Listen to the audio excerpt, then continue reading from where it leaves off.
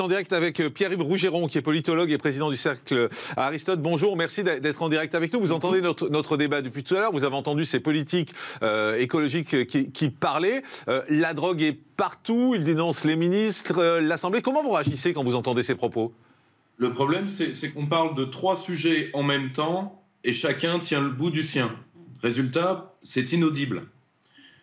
Il y a un sujet de responsabilité individuelle, ce député aurait dû démissionner, il doit être condamné. Ça, à la rigueur, c'est le point le plus facile.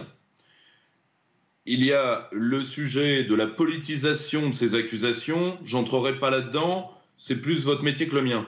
Par contre, est-ce qu'il y a, dans une part de la classe élitaire et de la classe politique, des problèmes de toxicomanie lourds? Moi, je peux vous dire ce que j'ai vu en 20 ans, j'ai vu l'arrivée massive de la cocaïne. Oui, voilà. Je suis désolé, c'est un problème en institution. Moi, je l'ai malheureusement vécu dans les institutions où j'étais, je l'ai vu, donc malheureusement, c'est un problème qui existe.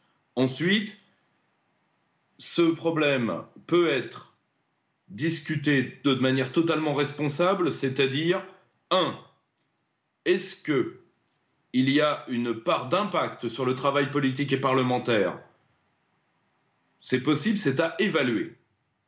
2, est-ce que ça a une incidence sur la relativisation par une part de la classe politique de la lutte contre le narcotrafic et les stupéfiants? Ça, ce sont 2 points qui sont à investiguer. Je remarque 2 choses, c'est que malheureusement c'est devenu comme dans la société. Un de vos invités l'a très bien dit, je crois que c'est M. Revel. Ils sont le miroir d'une société qui est aujourd'hui confrontés au trafic de stupéfiants de manière massive. Donc, il est tout à fait normal que dans la classe politique, ces consommations montent, comme dans la société elle-même. C'est tout à fait logique.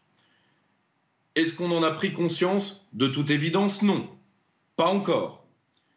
Mais surtout, est-ce qu'on peut discuter calmement du fait qu'il y a un échec massif de la classe politique par rapport à la lutte contre le narcotrafic, et je le dis malheureusement, puisque étant versé dans les sujets de sécurité intérieure, largement par manque de volonté. Et si vous ne me croyez pas, écoutez les flics.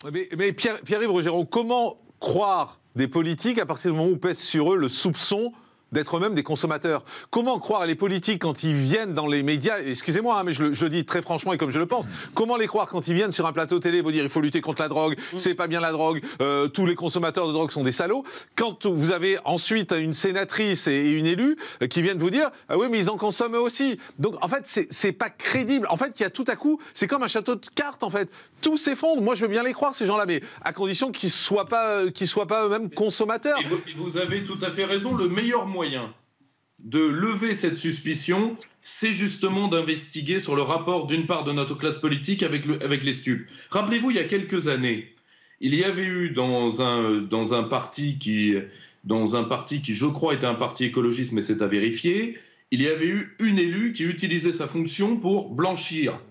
Elle avait été condamnée pour ça. Je ne dis pas ça pour stigmatiser les écologistes, ça aurait pu arriver ailleurs. Le problème n'est pas là. Le problème, c'est qu'une part de nos concitoyens, n'ayant plus confiance dans leur classe politique, rajouter ces soupçons-là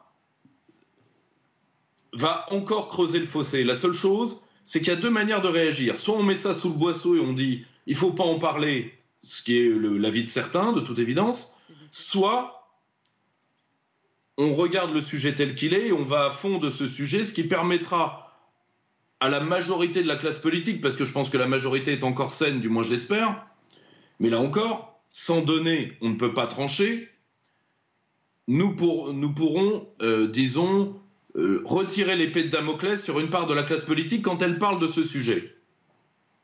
Merci beaucoup Pierre-Yves Rougeron, merci politologue, président du Cercle Aristote. Chers camarades, si tu veux plus de contenu, de réinformation, d'éducation populaire et de formation intellectuelle, n'hésite pas à faire un don sur notre page Tipeee.